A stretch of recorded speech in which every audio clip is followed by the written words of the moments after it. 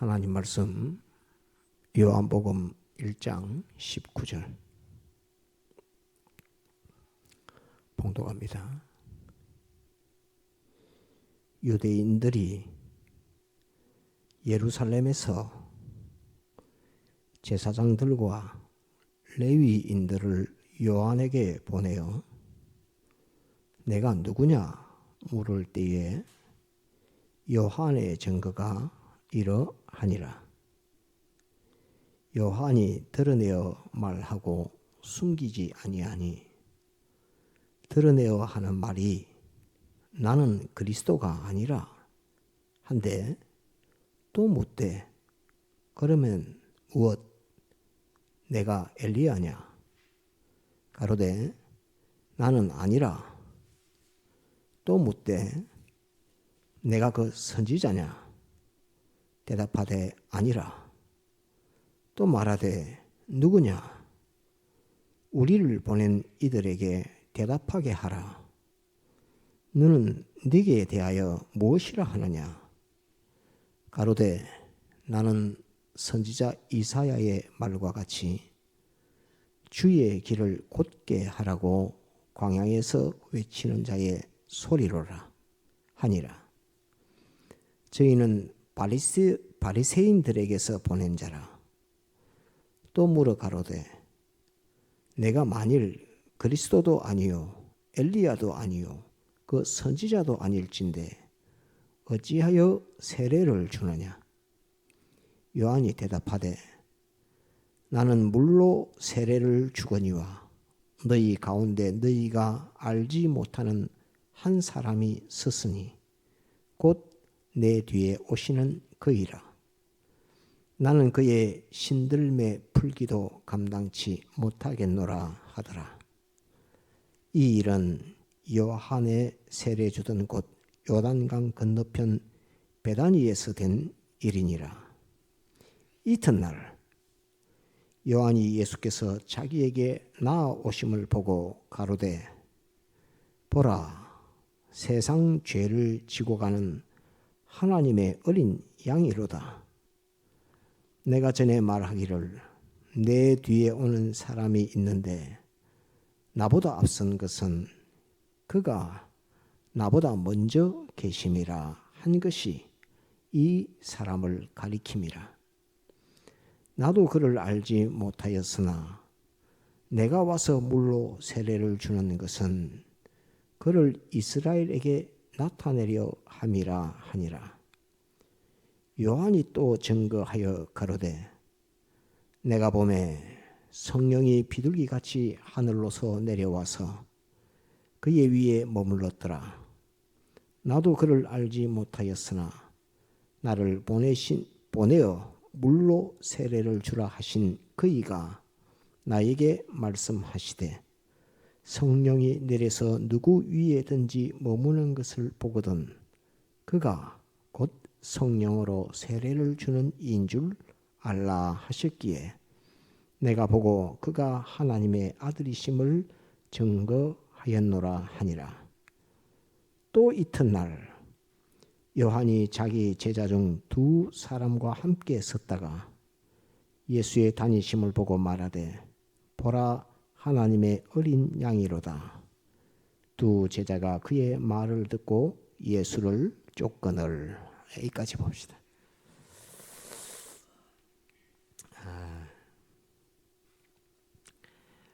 우리가 사람들이 질문을 하나 하겠습니다. 아는 것에 대해서 생각하고 말할 때에 그 아는 것에 초점을 둘 때 많이 아는 것에 대해 가치를 두는 사람도 있고 또는 바로 정확하게 바르게 아는 것에 가치를 두는 사람도 있습니다. 많은 것을 아는 것에 가치를 두는 사람도 있고 참 바른 것, 진실 그거 하나를 알려고 가치를 두는 사람도 있습니다. 오늘 여기 나오는 세례 요한과 또 세례 요한에게 바리새인들이 보내줌을 받은 제사장들과 레위인들이 이렇게 세례 요한에게 나와서 묻고 있는 이 형편을 볼 때에 주님께서 기뻐하시는 알매에 대한 부분을 우리가 어떻게 가져가야 될 것인가 하는 그것도 우리가 한번 명상하면서 생각해 볼 그런 내용입니다. 많은 것을 아는 것, 내가 이 부분도 알고 저 부분도 알고 앞도 알고 뒤도 알고 다 이렇게 알아서 아는 그것을 많이 아는 것을 물어봐요. 많이 아는 것이 더 중요하다. 또 하나는 손들지 마십시오. 또 하나는 참을 아는 것이 중요하다. 이 두 가지가 있는데 먼저 물어보겠습니다. 참을 아는 것이 중요하다 생각하시는 분 손들기. 참을 아는 것이 중요하다. 예, 손들기. 예. 손 안 들으셔도 이것이 중요하다라고 생각하실 줄 알고 증가합니다. 참을 아는 것이 중요하다. 오늘 세례 요한은 많은 것을 아는 사람일까요? 참을 아는 사람일까요? 참을 아는 사람입니다. 이 세례 요한은 많은 것을 알지는 못합니다. 왜? 지금 많은 것을 알려고 바리새인들이 그 사람들은 율법을 공부하는 사람들이라서 세례 요한에 대해서도 알아야 되겠다 해서 많은 것을 알려고 제사장들을 보냈습니다. 또 레위인들을 세례 요한에게 보내서 당신 누구요? 당신의 정체를 밝히시오. 이런 거하고 똑같습니다. 많은 것을 알려고 이렇게 합니다. 그런데 세례 요한은 바리새인도 아니고 율법을 공부한 사람도 아니고 젊은 나이에 광야에 나가서 회개하라 천국이 가까웠느니라 라고 이렇게 외치는 자의 소리로 이스라엘 백성들, 유다 백성들에게 회개를 선포했던 그 종입니다. 그래서 회개를 선포했던 이 세례 요한은 바리새인도 아니고 공부를 한 것도 아니고 광야에서 외치는 자의 소리로서 이렇게 있고, 도리어 많이 배우고 많은 것을 아는 사람들은 바리새인들이 많이 알았고, 또 제사장과 레위 이 사람들은 하나님의 율법을 따라서 성경을 연구하고 하나님 앞에 제사 지내는 그 직무를 하고 있는, 하나님의 성전에서 하나님을 섬기는 일들을 하고 있는 자들이니까 더 많이 이렇게 알았을 것입니다.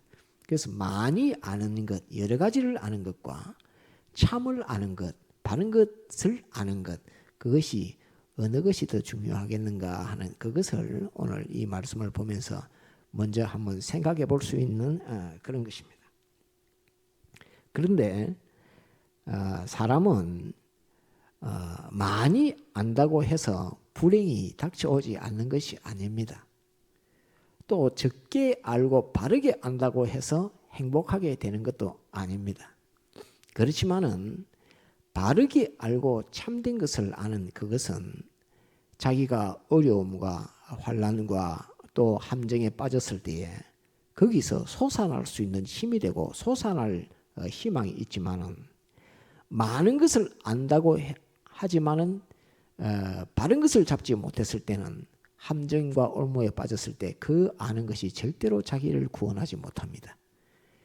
조그만 것 하나를 알아도 바로 아는 사람은 그 함정에서 솟아날 수 있고 살아날 기회가 있고 희망이 있지만은, 많이 안다고 해서 그 함정과 올무에 자기가 시험에 들었을 때에 아는 것이 자기를 절대로 구원하지 못한다 하는 것을 우리는 알아야 합니다. 그래서 저는 하나를 알아도 바로 아는 것이 중요하다라고 저는 그렇게 생각을 하고, 아마 세례 요한도 그랬을 것이다 라고 저는 이 말씀을 통해서 그렇게 생각을 합니다. 바리새인들은 많은 것을 알기 위해서 제사장과 레위인들을 세례 요한에게 보냈지만은, 세례 요한이 아는 바른 것 하나를 그들은 잡지를 못했고 깨닫지를 못했습니다. 오늘 이 말씀 전체를 볼 때에. 그러면서 이제 이 세례 요한이 주님에게 대해서 증거하는 이 증거를 바른 거, 뭘 가지고 있는가 하는 것을 통해서 세례 요한의 신앙은 이런 신앙이구나 하는 것을 우리가 한번 볼 수 있고, 우리 또한 세례 요한의 신앙을 본받아야 되겠다. 나도 저런 신앙을 가지도록 해야 되겠다 하는 그 모본으로 이 세례 요한의 신앙을 볼 수가 있습니다. 바리새인들이 제사장들과 레위 사람들을, 레위 족속들, 레위 지파의 그 성전에서 수종드는 그들을 보내서 세례 요한에게 당신이 그 그리스도입니까? 당신이 메시아요? 안 그러면 당신이 엘리야요? 또는 당신이 선지자요? 이렇게 말을 하니까 세례 요한은 나는 그리스도도 아니고 엘리야도 아니고 선지자도 아니고 광야에서 외치는 자의 소리라고, 주님의 길을 평탄케 하라고 보내신 자가 그렇게 보냈으니까 나는 오실 메시아, 오실 그리스도, 오실 주님의 길을 평탄케 하는 그것이 내가 하는 일입니다 라고 이렇게 세례 요한이 말합니다. 그 세례 요한은 이때 나이가 젊은 나이, 청년의 때입니다. 청년의 때인데 바리새인들은 다 나이가 많고 또 온 제사장들은 다 연로하고 이렇게 하는 그런 분들이 와가지고 당신 누구요? 이렇게 말하니까 세례 요한이 주눅도 들 수도 있고, 이렇게 자기는 율법을 공부한 적도 없고 바리새인도 아니고 하니까 거기에 대해서 자기가 아는 부분에 있어서는 그들만큼 다 구비하게 알지 못하니까 그들에 대해서 뭐 책망하거나 지도하거나 이렇게 하기는 조금 그렇지만은 나는 오실 메시아 주님에 대해서 그의 길을 평탄케 하라고 사명을 받아서 지금 온 나 자신이라 하는 그것에 대해서 세례 요한은 자기 자신이 누구라는 것을 정확하게 알고 있었습니다. 곧 많은 것을 알지 못해도 내가 누구이며 내가 뭐하러 여기 광야에 와 있으며 내 뒤에 누가 오실 것이다 하는 그것을 세례 요한은 정확하게 알고 있었습니다.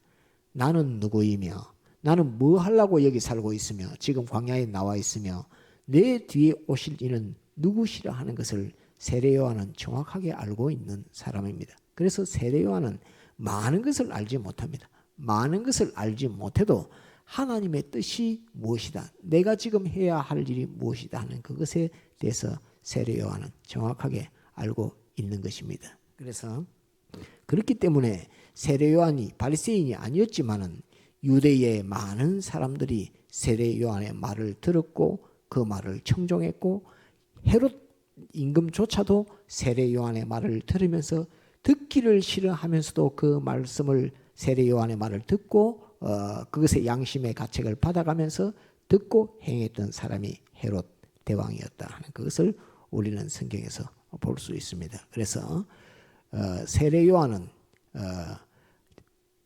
자기가 누구이며 뭐 때문에 왔으며 내 뒤에 오실 이가 누구라 하는 것을 정확하게 아는 것, 참되게 아는 것, 바르게 아는 것, 그 하나를 가지고 이 구원 역사에 아주 큰 빛으로 이렇게 서게 됐다 하는 것을 우리는 볼 수 있습니다.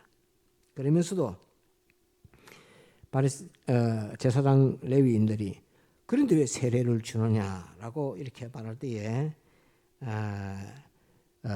자기는 회개의 세례를 베풀지만은 내 뒤에 오실 분은 성령으로 세례를 베푸실 분인데 그 성령으로 세례를 베푸실 그 오실 메시아 주님에게 대해서는 그 신발끈 신들매를 푸는 그것조차도 나는 감당치 못하겠다 이렇게 말을 하고 있습니다. 오늘에 우리는 그 주님에 대해서 정확하게 그 인식하는 것이 잘 없어서 주님과 아주 친한, 나를 구속하신 주님이니까 주님과 친한 그 부분만, 가까운 그 부분만 자꾸 생각을 하니까 주님이 바로 옆에 친구처럼 이렇게 생각을 해도 세례 요한은 아직 주님을 보지도 않았는데 주님에 대해서 나는 그분의 신들매, 그 신에 묶어놓는 끈, 그거 하나 푸는 것도 나는 감당치 못하겠다고 이렇게 세례 요한은 주님에 대해서 정확하게 알고 인식하고 내가 누구고 오실 그분이 누구라 하는 것을 세례 요한은 알고 있는 그런 것입니다. 그래서 왜 물로 세례를 주느냐 그러니까 나는 물로 세례 주지만 내 뒤에 오실 이는 성령으로 세례를 주실 분인데 나는 그분의 신들매를 풀기도 감당치 못하겠다. 이렇게 표현했던 것이 주님에게 대한 자신의 그 신앙 고백입니다. 그 자기가 자기를 알고 자기의 사명을 알고 오실 주님 한 분에게 대해서 아는 지식이 이렇게 정확했다 하는 그것을 여러분들에게 증거를 합니다. 그러면서 이제 오늘 29절 한번 봅시다. 제사장과 레위인들은 이제 돌아갔습니다. 그날 와가지고 당신 누구요? 이렇게 하고 돌아갔는데 그 다음날 돼서 누가 왔냐면 주님이 딱 왔습니다. 그 제사장과 레위인들이 돌아가고 난 그 다음날 주님이 딱 오셨습니다. 주님이 세례받으러 딱 오셨는데 이 세례 요한이 오시는 주님에게 대해서 하신 한 이 말입니다. 29절 한번 볼까요?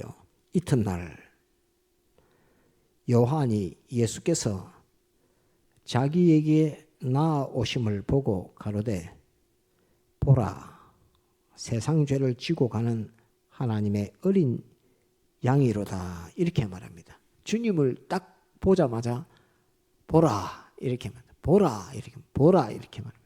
세례 요한이 그렇게 많이 증거했던 그 말했던 그 주님이 오신 것을 보고 보라 이렇게 말합니다. 보라 이 말은 정확하게 알아라 그 말입니다. 보고 예수를 정확하게 알아라. 내 뒤에 오시는 주님 내가 그렇게 말했던 그 주님에 대해서 봐라 하는 말은 그 주님을 정확하게 알아라 하는 그 말이 보라 하는 말입니다. 그래서 많은 지식을 아는 것보다 바른 게 하나를 알고도 주님에 대해서 바르게 알아라 하는 그 말입니다. 참된 것을 알아라 하는 그 말이 보라 하는 그 말입니다. 보라. 세상 죄를 지고 가는 하나님의 어린 양이로다 이렇게 되어 있습니다. 새벽에 그저께인가요? 잠깐 증거했는데 죄는 두 가지 죄가 있다고 증거했습니다. 하나는 세상 죄라고 증거를 했고 하나는 하늘의 죄라고 이렇게 여러분들에게 증거했습니다. 세상 죄 있고 하늘의 죄, 이 죄가 두 가지가 있습니다. 주님은 세상 죄를 지고 가시려고 오신 주님입니다. 하늘의 죄는 도대체 무슨 죄가 하늘의 죄야? 이렇게 물으실 분들이 있는데 오늘 묵도 시간에 이사야 14장에 있는 말씀을 여러분들에게 잠깐 봉독했습니다. 하늘에 있는 계명성이여 이렇게 말하면서 내가 내 보좌를 하늘의 별들 위에 하나님과 같이 높여서 하나님과 비기리겠다. 하나님과 동등으로 하겠다라고 했던 그 영을 가리켜서 악령이라 이렇게 말합니다. 곧 천사 중에 천사장이었던 루스벨이 하늘에서 연기에서 반란을 일으켜서 타락해서 반란을 일으켰습니다.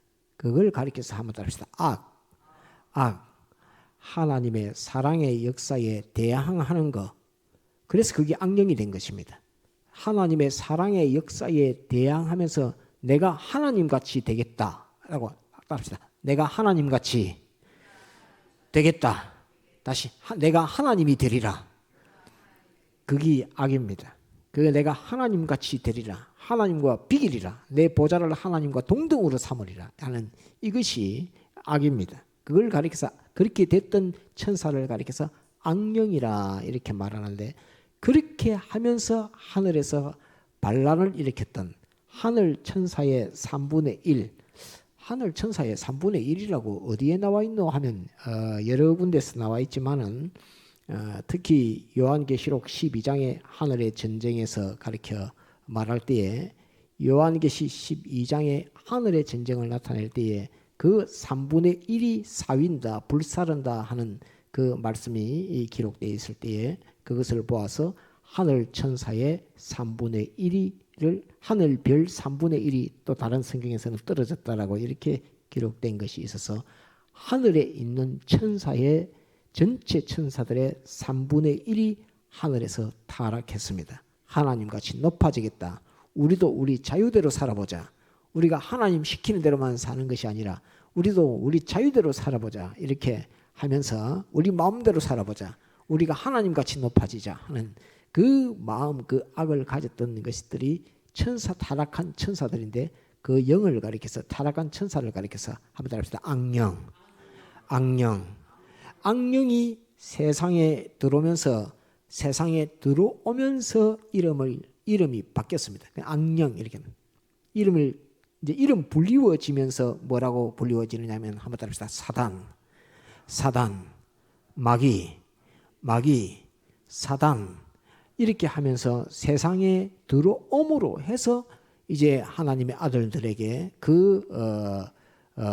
타락한 천사 악령이 세상에 들어올 때에 그 이름을 붙이기를 사단이라, 마귀라, 귀신이라 이렇게 이름을 붙이게 된 것입니다. 그래서 악령입니다. 그냥 천사였습니다. 천사였는데, 천사가 그냥 영계에 있을 때는 사단이라 하지 않고 귀신이라 하지 않고 이렇게 그냥 악령이었는데, 타락한 천사 악령이었는데, 이놈이 우주에 들어옴으로 말미암아 하와를 점령하고 아담을 점령하고 우주를 들어옴으로 말미암아 그놈의 이름을 붙이기를 사단이라, 또는 마귀라, 또는 귀신이라, 이렇게, 또는 용이라, 또는 붉은 용이라 이렇게 이름 붙여서 악령이 하는 일을 따라서 그 나타나는 모습을 두고서 분노의 전쟁의 요소로 나타나면은 용이라, 그 다음에 권세를 가진 용이라, 깨우는 악령이로 나타날 때 뱀이라, 또 거짓말하는 귀신으로 악령으로 나타날 때는 마귀라, 또는 귀신이라, 자기를 하는 그런 것을 모습을 귀신이라, 마귀라, 권세를 가진 또 사단이라, 또 전쟁을 일으키는 용이라, 그 다음에 핍박으로 사람을 해하는 죽이는 그 역사를 할 때 붉은 용이라 이렇게 이름을 붙여서 뱀, 마귀, 사단, 붉은 용, 이건 다 악령이 우주 세상으로 들어오면서부터 이름 붙여진 이름들이라 하는 것을 우리는 성경을 통해서 알 수가 있습니다. 그 악령이 하늘에서 반란을 일으키고 하나님을 배반할 때에 하늘의 영계의 천군, 군대의 장 미카엘이 루즈벨과의 전투에서 전쟁에서 승리합니다. 그래서 천군 미카엘, 다니엘서에 나오는 천군 미카엘이 벨이라는 말은 영이라는 말이고 악령이라는 말입니다. 타락한 영 루스벨을 영계에서 쫓아내고 그 루스벨과 그 모든 따르는 악령들이 전부 다 세상으로 우주로 들어오게 됐고, 하와를 미혹했고 하와를 통해서 아담을 미혹해서 전쟁에서 승리했습니다. 하나님께서 천사들의 하늘에서 있었던 천사의 죄를 하나님은 대속하시려고, 그들을 죄를 사하려고 하나님은 조금도 노력하지 않으셨습니다. 왜 노력하지 않았냐면 그 근본의 속성이 내가 하나님같이 되리라, 하나님과 동등으로 하리라, 하나님과 비기리라 하는 그것을 가졌기 때문에 하나님은 그를 대속하는, 그의 죄를 사해주는 그런 역사를 하지 않았습니다. 왜? 그 죄의 질이 다릅니다. 죄의 질이 악령이라고 하는 악은 내가 하나님같이 비기겠다, 내가 하나님 되겠다는 그 죄고, 세상에 우주에 들어왔을 때에 하와를 삼켰을 때는 하와는 하나님과 비기리라가 아니라 내가 먹음직하고 내가 나에게 보암직하고 나에게 지혜롭게 할 만큼 탐스럽기도 한 나무인지라 하는 것으로서 악령의 꾀임을 받아서, 꾀임으로 말미암아 그 속에 마귀가 주는 마음으로 내가 먹고 싶고 또 보기도 좋고 탐스럽기도 한 나무로 자기에게 유익할 것으로 보였지, 근본적으로 하나님을 대항해서 내가 하나님같이 되겠다라고 하는 그 요소가 아니었기 때문에 그 죄의 질이 다른 것입니다. 악령에게 침노를 받아서 하와가 미혹받아서 선악과를 따먹는 그 마음이 속에서 생겼지만은 근본적으로 내가 하나님같이 되리라 하는 그런 마음이 아니기 때문에, 그 요소가 아니기 때문에 하와가 가졌던 죄의 악으로 인한 그 죄의 악성, 그리고 또 아담이 가졌던 악성, 선악과를 따먹게 된 그것은 주님이 대속하실 수 있는 죄입니다.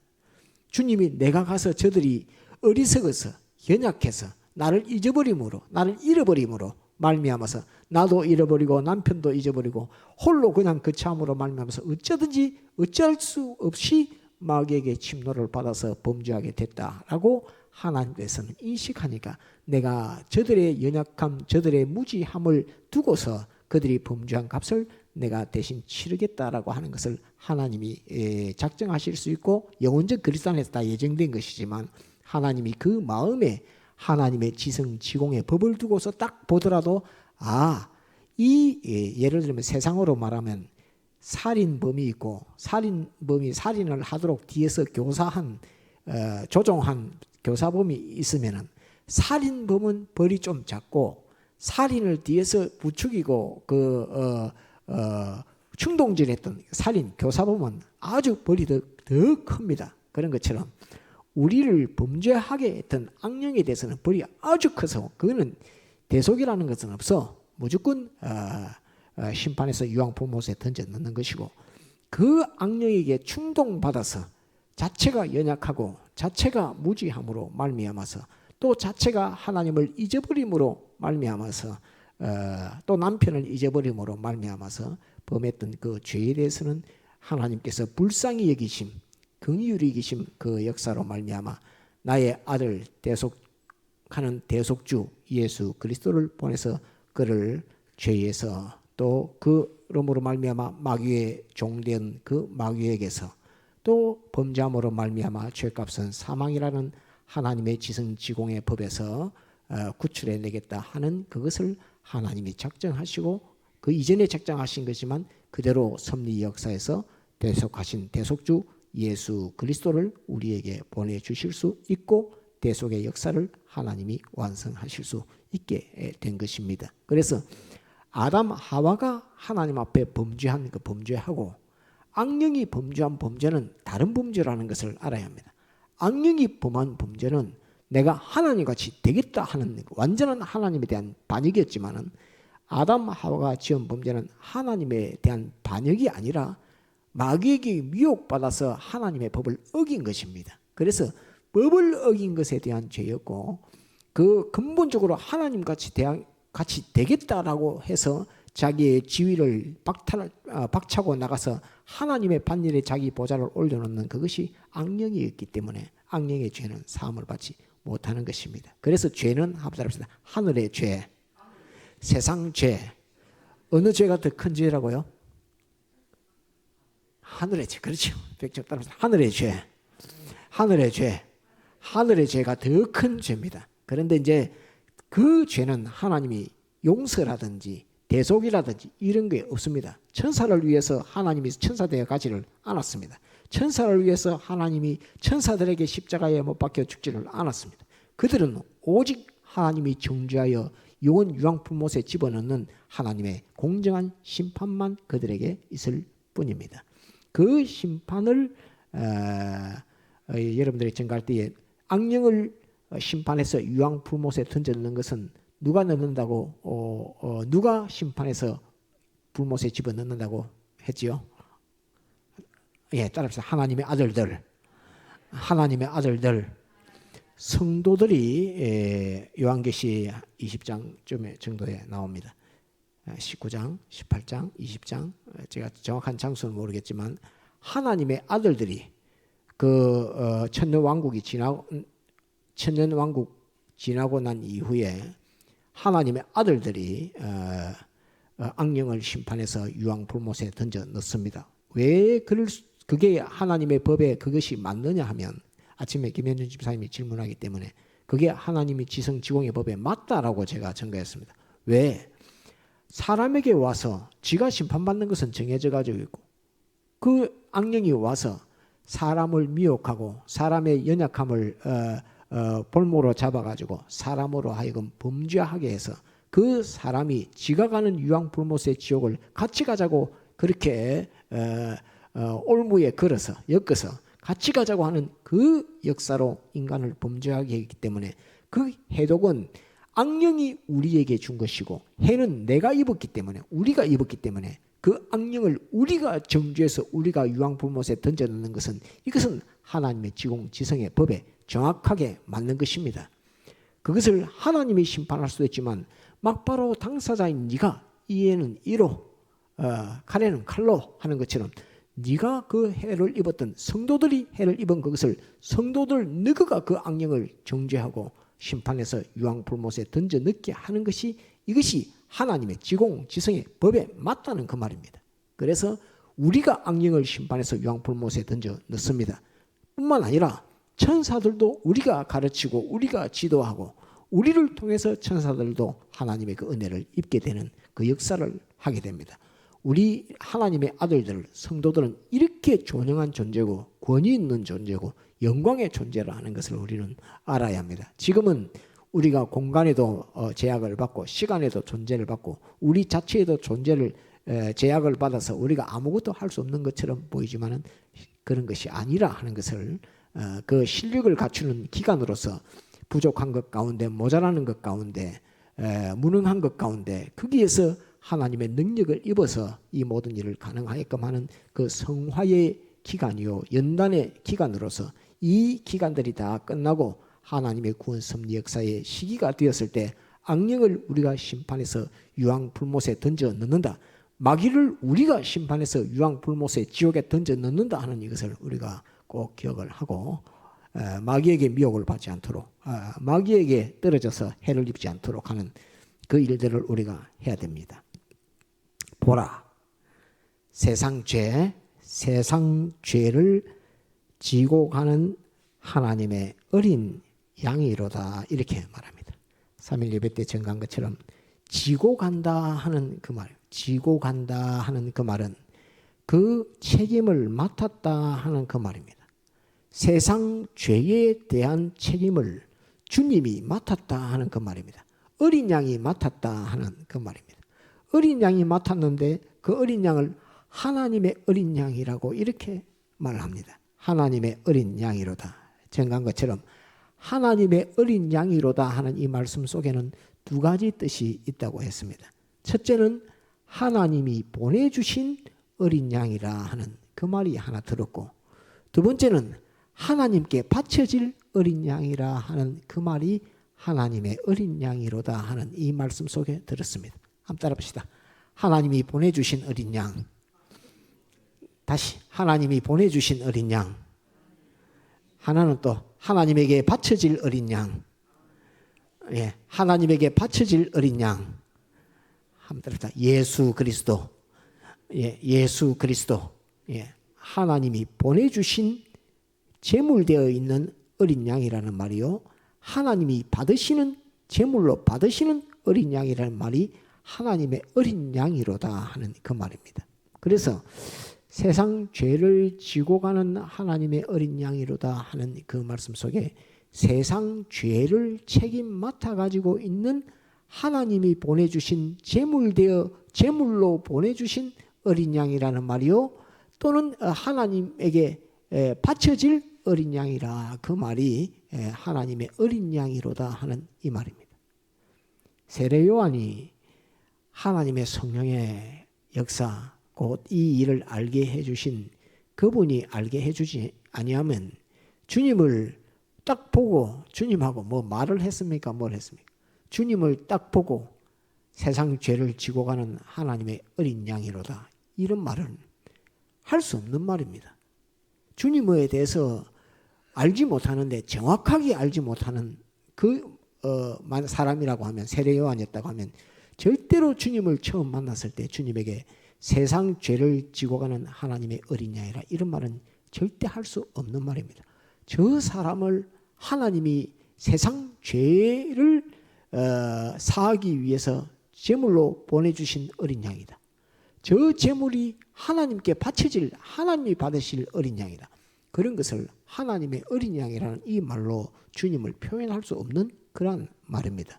엄청난 말입니다. 세상 죄를 지고 가는 그러면 이제 증거한 것처럼 우리가 이제 생각해야 됩니다.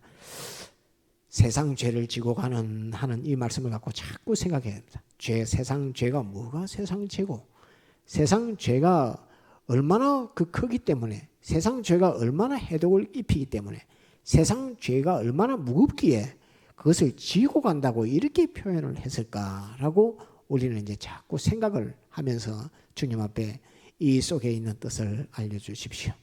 세상 죄를 졌다는 이 무게를 나는 실감적으로 느끼지를 못하겠으니까 주님이 이것을 느낄 수 있도록 영감시켜 주십시오. 이런 것으로서 자꾸 기도하면서 이 말씀을 알려고 이렇게 하게 되고, 또는 주님께서 제게 그런 것 주신 것처럼 갑자기 이것을 또 알게 해주셔가지고 생각하게 해서 느끼게 하신 그런 것이 있습니다. 세상 죄의 라 함은 한번 따라합니다. 죄값은 사망. 죄값은 사망. 예. 여기 세상 죄는 모든 세상 사는 사람들의 죄를 가리켜 말하는 것이 아니라 세상된 하나님의 아들들의 죄를 가리켜 말합니다. 원래 세상이 아닌데 하나님의 아들인데 하나님의 아들이 타락함으로 말미암아 세상이 되었습니다. 그 세상으로 변해진 하나님의 아들들을 가리켜서 하나님의 아들들의 죄를 가리켜서 세상 죄라 이렇게 말하는 것입니다.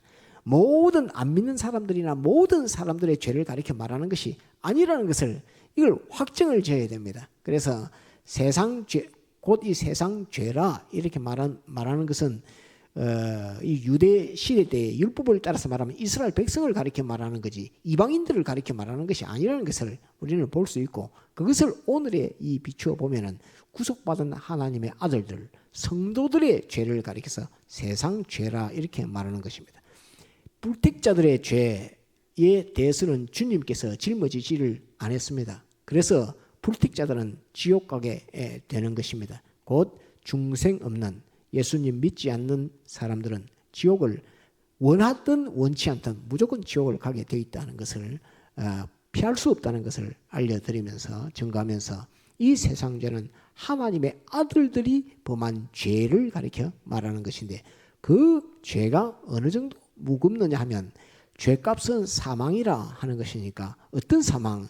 구더기도 죽지 않는 영원 지옥에서 불못에서 영원히 불타는 그 지옥, 구더기도 죽지 않으면서 불타는 그 불타는 고통으로 하루 이틀도 아니고 영원토록 그 불타는 지옥의 그 형벌, 그것을 나의 하나의 죄도 그런 형벌을 받는데 내가 일평생 짓는 죄가 얼마나 많은데, 하나님의 아들들이 일평생 짓는 죄가 얼마나 많은데 그 모든 죄에 대한 형벌에 대한 것을 전부 다 짊어졌다.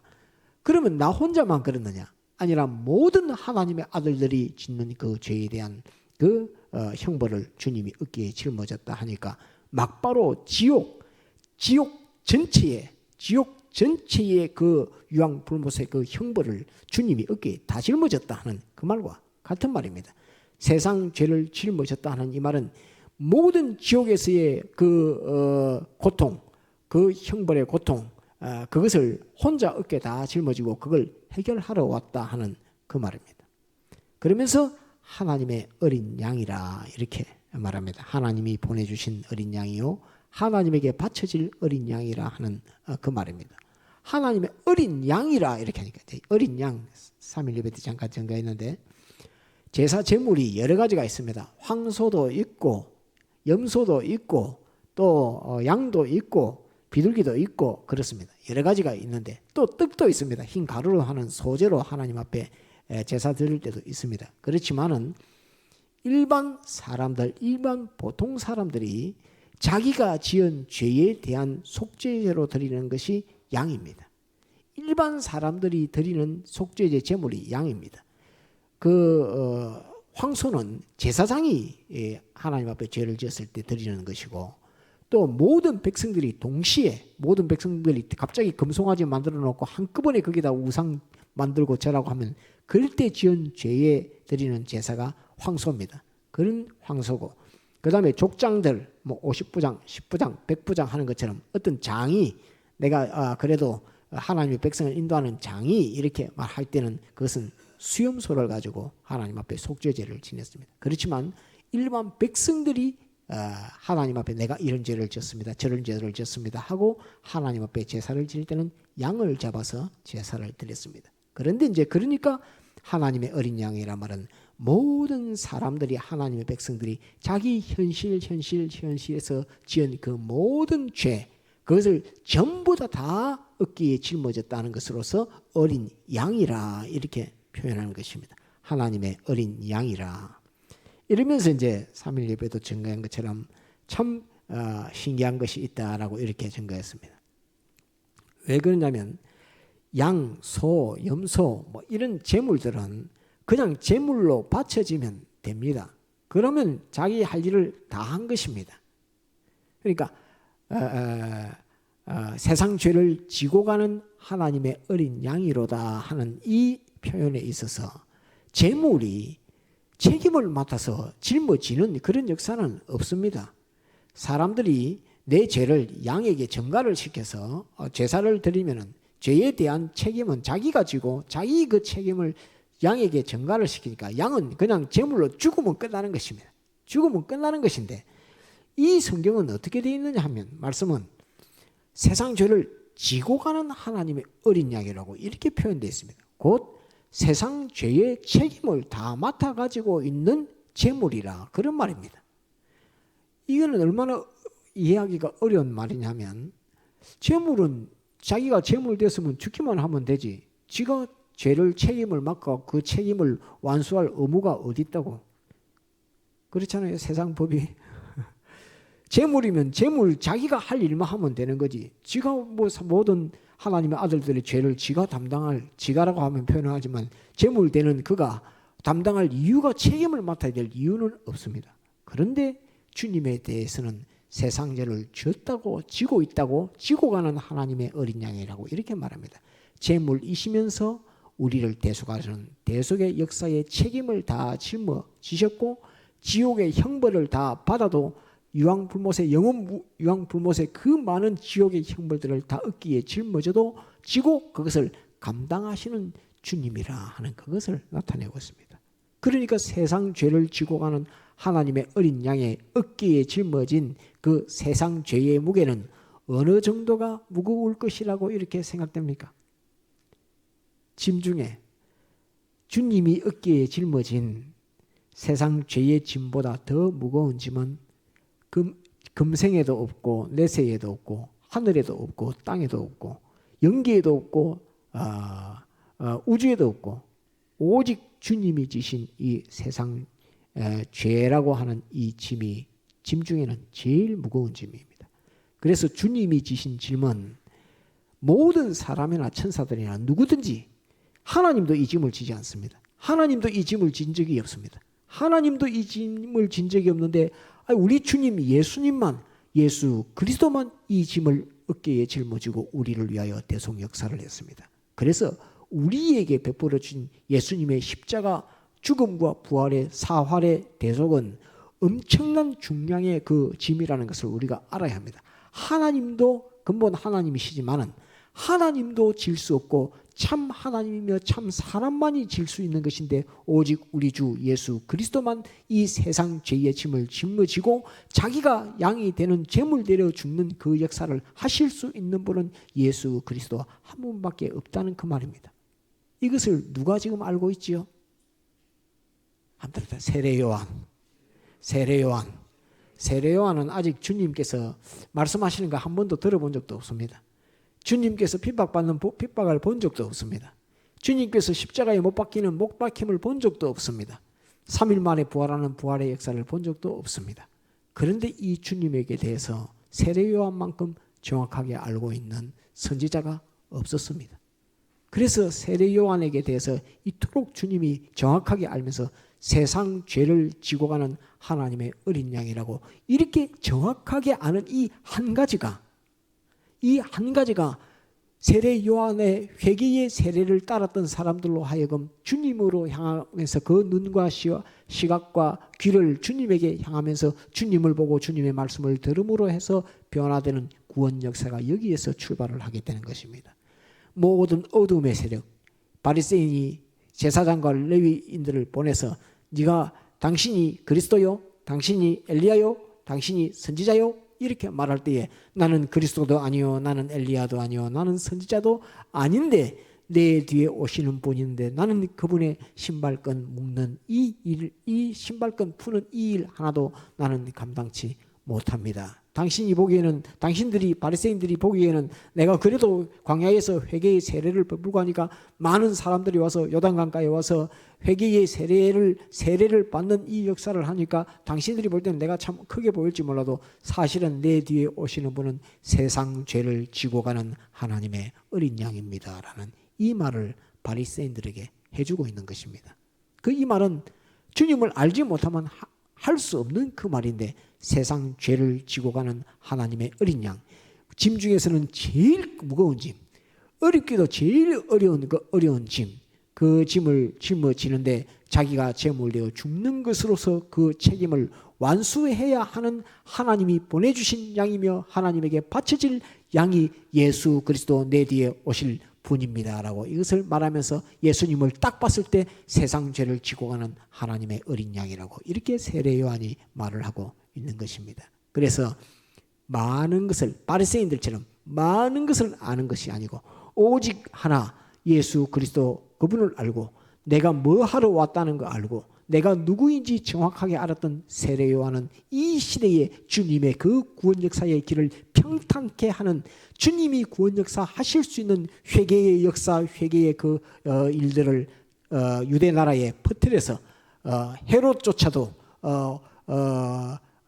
세례 요한을 죽이긴 했지만 그 마음의 양심의 가책을 받을 수 있는 그 역사로 만들어 놓은 것이 이 세례 요한이 했던 그 일들이요, 이로 말미암아 주님의 복음 역사, 구원 역사가 평탄한 가운데서 회개의 역사, 믿음의 역사, 이 역사로 유대 나라, 예루살렘에, 온 유대 나라에 가득하게 했고, 그 역사가 퍼져나가서 오늘 우리가 예수님 믿는 이 일에까지 이것이 다 퍼쳐져 나와서 영향을 주고 있다는 이것을 우리는 알 수 있습니다. 이래서 세례 요한은 많은 것을 아는 것이 아니라 하나를 알아도 정확하게 알고 바르게 알고 참을 알았기 때문에 주님에게 대해서 세상 죄를 지고 가는 하나님의 어린 양이라고 말하면서 보라라고 이 제자들에게, 또 우리들에게 보라라고 주님에게 대해서 정확하게 알아라 하는 것으로서 요구하면서 또 세상 죄를 지고 가는 하나님의 어린 양이다라고 이렇게 증거하는 것을 우리는 볼 수 있습니다.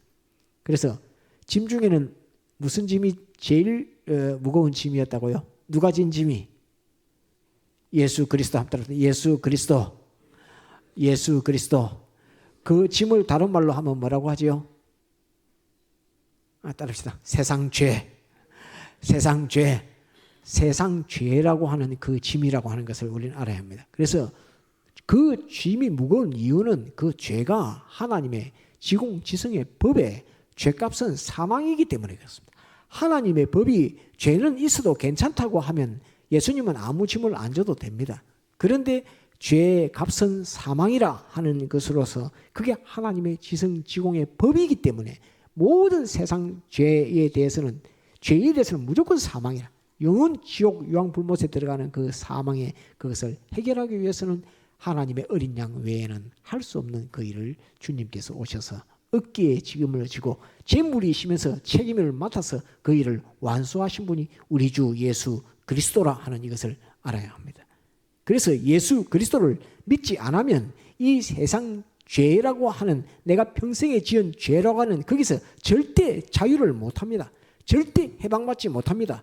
예수 그리스도의 십자가 사활의 대속을 벗어나서 그걸 버리고는 절대 죄에서 자유할 수 없습니다. 그 십자가 사활의 대속을 알고 내가 믿을 때에 죄에서 해방과 자유를 얻는데, 그것은 이렇게 무거운 짐을 우리 주님이신 하나님이 보내주신 하나님의 어린 양이 그 사명을 다해서, 책임을 다해서 죽고 부활하는 역사에까지 이르렀기 때문에 이 일이 가능하지.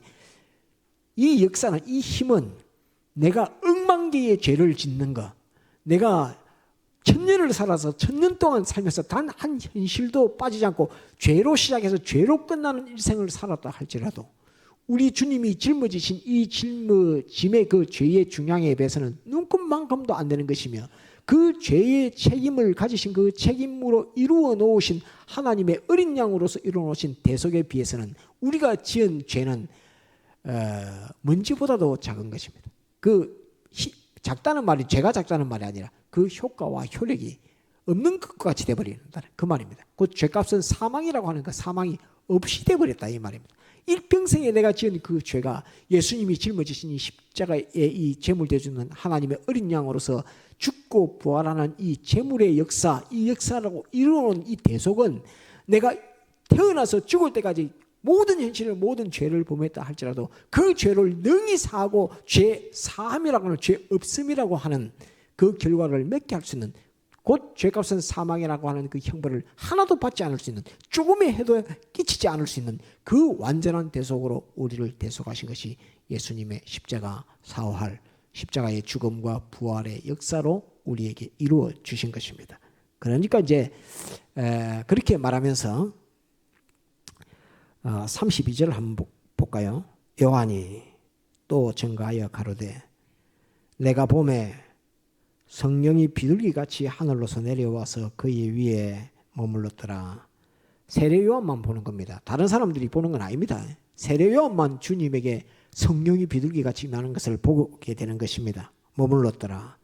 나도 그를 알지 못하였으나 나를 보내어 물로 세례를 주라 하신 그이가 나에게 말씀하시되 성령이 누구 위에든지 머무는 것을 보거든 그가 곧 성령으로 세례를 주는 이인 줄 알라 하셨기에 내가 보고 그가 하나님의 아들이심을 증거하였노라 하니라. 여기에서 많이 나오는 단어가 하나 있습니다. 무슨 단어가 많이 나오죠?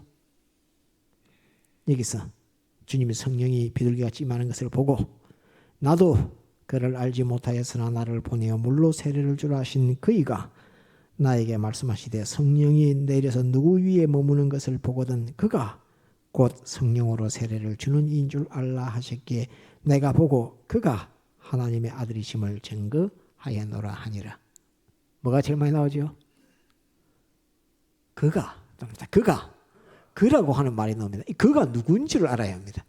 그가 성령으로 세례를 주라 하셨고 그분이 그가 명령하셨고 또 그가 성령으로 세례를 주는 줄 알라. 또 내가 그가 하나님의 아들이신 줄 알았다 하는 이 그가 누구지요? 한번 따라합시다. 예수 그리스도. 예, 예수 그리스도. 예, 따라합시다. 하나님의 아들. 예수 그리스도. 이 그는 예수 그리스도입니다. 예수 그리스도가 자기가 세례 요한에 오기 전에 세상에 오기 전에 예수 그리스도가 세례 요한에게 먼저 말했고 세례 요한에게 이렇게 해라 했고 성령이 비둘기같이 내려서 임하는 그를 보면 그가 하나님의 아들인 줄 알아라고 했고 또 그가 하나님의 아들이고 또 하는 이 그는 따라붙어 예수 그리스도. 곧 쉽게 말해서 우리가 하나를 알아도 바로 알게 되고 주님에게 대해서 바로 알게 되는 그것은 예수 그리스도의 은혜이며 예수 그리스도의 역사라 하는 것을 알아야 합니다. 우리가 무엇이든지 진리에 대해서 하나 바로 아는 깨달음을 가졌다고 하면 물론 깨닫게 하시는 이는 성령이시지만 그 깨달음을 주라고 명령하신 이는 예수 그리스도라 하는 것을 알아야 합니다. 우리가 주님에게 대해서 알든 주님이 가르치신 진리에 대해서 알든 그 알게 되는 것은 예수 그리스도가 알게 하신 것이고 예수 그리스도로 향하게 하여서 알게 하는 것이고 예수 그리스도를 위하여 알게 하는 것이고 그 일의 근원이 예수 그리스도 하시는 이것을 우리가 알아야 합니다. 그래서 그가 계속 한 5번 하죠. 계속 그라고 이렇게 말하는 세례 요한의 입으로 계속 말하는 그는 예수 그리스도라 하는 이것을 우리가 이 말씀에서 꼭 보고 기억을 해야 됩니다. 그래서 우리는 많은 것을 알려고 애를 쓰지 말고 바른 것을 알려고 애를 써야 되고 참을 알려고 애를 써야 되고 바른 것을 가졌을 때 감사할 줄 알아야 되고 참으로 알게끔 해달라고 기도해야 되고 하는 것이지 많은 것을 알려고 하는 그 많은 것은 절대로 자기를 함정과 올무에서 사망에서 절대로 구원하지 못한다는 것을 알아야 합니다.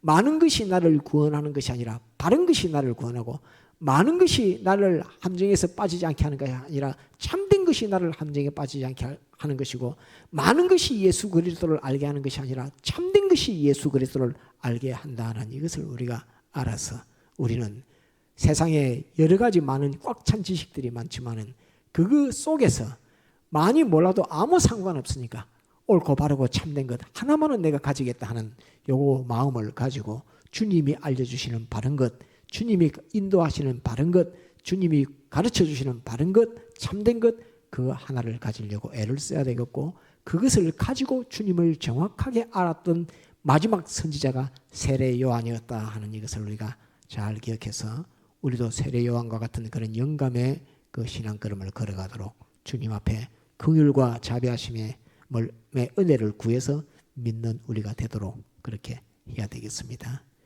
다 같이 통성으로 기도하시겠습니다.